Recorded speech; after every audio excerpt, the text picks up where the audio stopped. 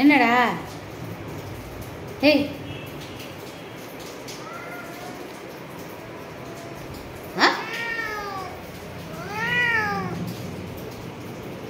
ஃபைட்டரை தூக்குனேன்.